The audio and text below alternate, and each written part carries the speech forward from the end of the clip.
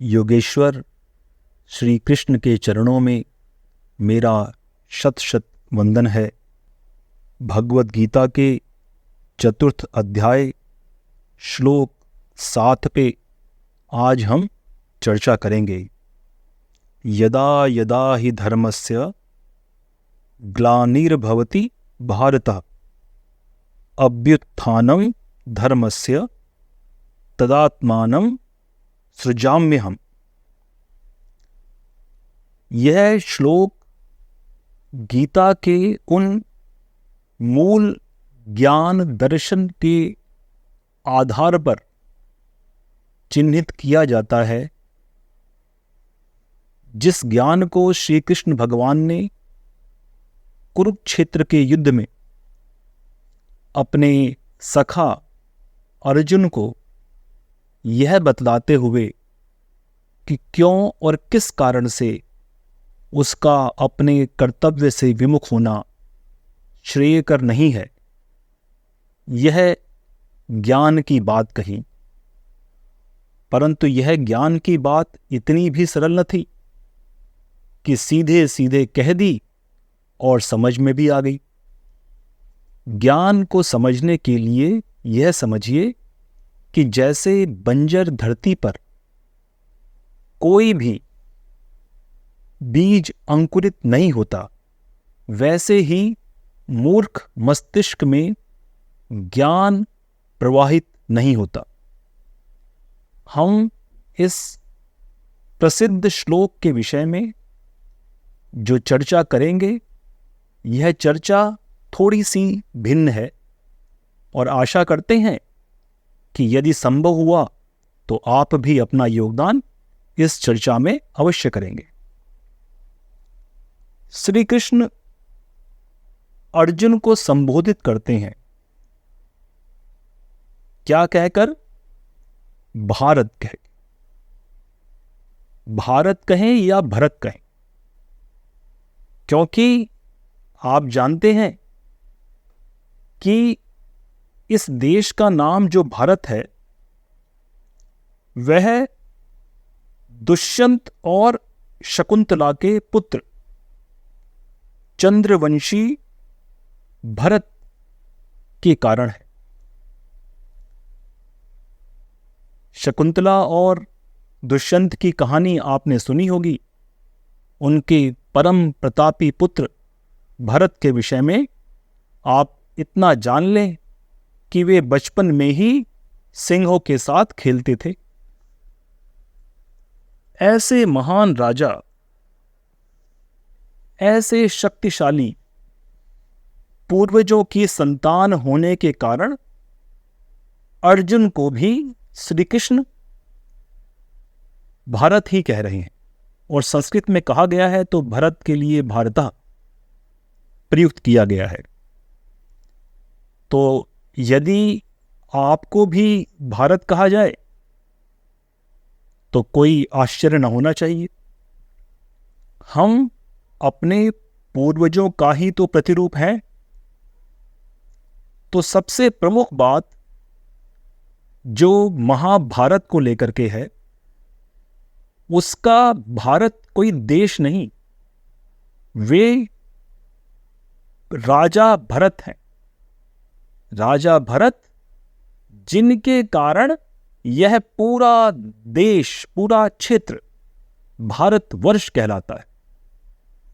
देखिए कितने प्रतापी वे राजा थे। और उनके ही कारण जो ग्रंथ है उसे महाभारत कहा गया। और अर्जुन को भी यहां श्री कृष्ण, जो कि स्वयं योगेश्वर हैं, वे भारत ही कह रहे हैं, भारत कह रहे हैं। क्या कहते हैं उनको? कि यदा यदा हि धर्मस्य ग्लानिर्भवति भारत, कि जब जब धर्म की हानि होती है, जब जब धर्म का नाश होता है या धर्म लुप्त हो जाता है और अधर्म की वृद्धि होती है। अधर्म की वृद्धि यह समझिए कि जब साधारण सरल लोग अपने अस्तित्व को संभाल न पाए और दुष्ट लोगों की जय जयकार हो रही हो, यह वो समय है। तो श्री कृष्ण कहते हैं कि जब जब धर्म की हानि होती है, वे धर्म को हिंदू धर्म या सनातन धर्म नहीं कह रहे हैं, क्योंकि यह जान लो कि कुरुक्षेत्र में दोनों ही पक्ष सनातनी और हिंदू ही थे। धर्म अर्थात न्याय, न्याय यदि नहीं है तो धर्म नहीं है। आप किन्हीं भी दो संप्रदायों को यदि अन्याय के सहारे जोड़ना चाहते हो, यदि अन्याय से जीतना चाहते हो, तो वह अधर्म ही है। तो विश्व रूप श्री कृष्ण भगवान, जो कि अर्जुन के सारथी तो हैं, परंतु वे यहां उनके गुरु बन गए। वे उन्हें कहते हैं कि जब जब इस धरती पर,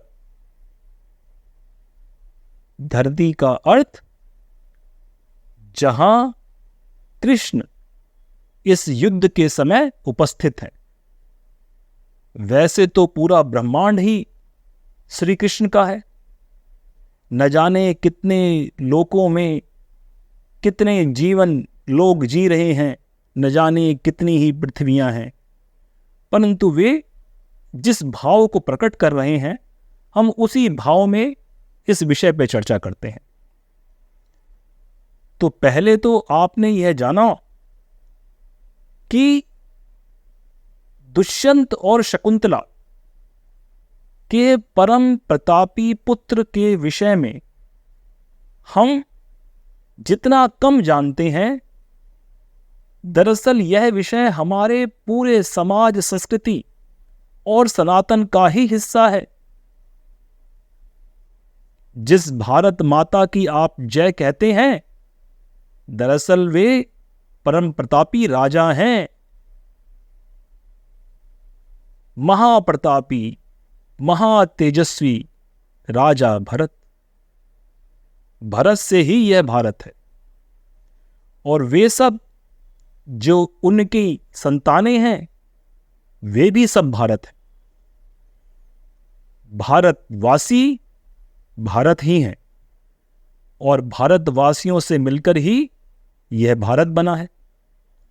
तो धर्म विशेष की बात न करते हुए हम भारत के क्षेत्र की बात करते हैं। जो धर्म की बात है, जो न्याय की बात है, उसे समझना आवश्यक है। हम यहां पर इतना समझ रहे हैं कि श्री कृष्ण साफ साफ कहते हैं, अभ्युत्थानम धर्मस्य तदात्मानं सृजाम्यः। अर्थात कि धर्म की पुनर्स्थापना, अभ्युत्थान, यानी कि उसका पुनर्स्थापन, उसके लिए मैं स्वयं की रचना करता हूं। मैं स्वयं ही किसी रूप में प्रकट होता हूं। तो धर्म की स्थापना करना ईश्वर का स्वयं दायित्व है।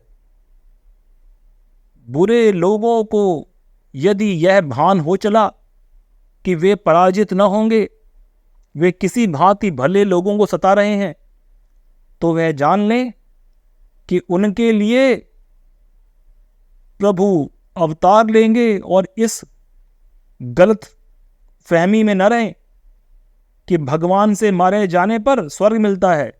भगवान से मारे जाने पर नरक में भी असीम काल तक, अनंत काल तक नरक ही भोगते रहोगे। ऐसे पापी जिन्हें मारने के लिए भगवान को आना पड़े, उनके लिए कहाँ बचाव है। जीवन भर यहां तुमने लोगों के जीवन को नरक कर दिया। तुम्हारे हर काल हर समय में नरक ही भोगना होगा। ईश्वर यहां कहते हैं कि धर्म की स्थापना, न्याय की स्थापना, न्याय को ही धर्म जानो। यदि न्याय नहीं है तो वह अधर्म है, चाहे वो किसी भी धर्म के रूप में हो। अब हम चर्चा करेंगे दूसरे श्लोक, जो इससे ही इसी श्रृंखला में बाद का श्लोक है। योगेश्वर श्री कृष्ण भगवान ने जो चतुर्थ अध्याय का श्लोक संख्या 8 है, परित्राणाय साधुना विनाशाय च दुष्कृताम धर्म संस्थापनार्थाय संभवामि युगे युगे।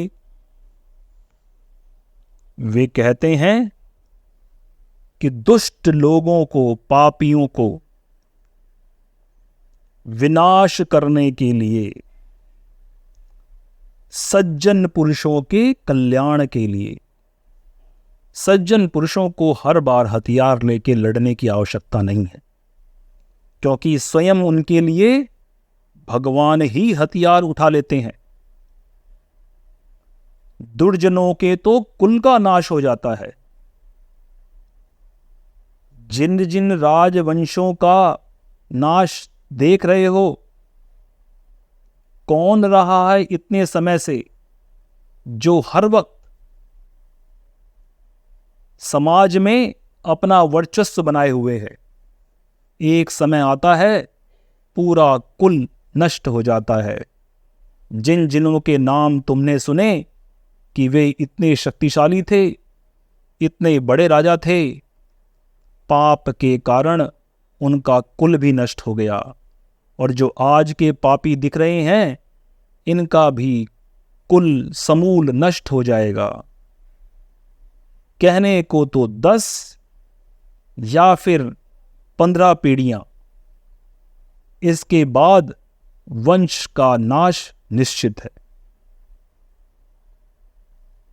यदि कोई पुण्यात्मा प्रकट न हो तो कैसा भी शक्तिशाली व्यक्ति हो, उसके दुर्गुण, उसके कुकर्म उसकी 10 पीढ़ियों तक चलते नहीं। आप देख लेंगे, इतिहास इसका साक्षी है। तो प्रत्येक युग में श्री कृष्ण जन्म लेते हैं, और श्री कृष्ण क्या, वे बार बार जन्म लें तो हम जैसे भक्त किस काम के। तो कभी कभी प्रभु के आदर्शों को, प्रभु की आज्ञा समझ के बुरे लोगों से लड़ना भी हमारा धर्म है। भले लोगों की सहायता करना, क्योंकि हम ही तो भारत हैं, आप ही तो भारत हो। यदि आप भारत नहीं होंगे तो इस भारत का सुरक्षा और इस देश का, देश समाज की बात करिए, देश तो आप उसको भौगोलिक सीमाओं में बांध लेते हैं और धर्म को बार बार कभी मंदिर के घड़ियाल में और कभी किसी और इमारत के भीतर उसे खोज लेते हैं। ऐसा न करते हुए धर्म न्याय है, और यह भौगोलिक परिदृश्य मात्र कहने की बात है।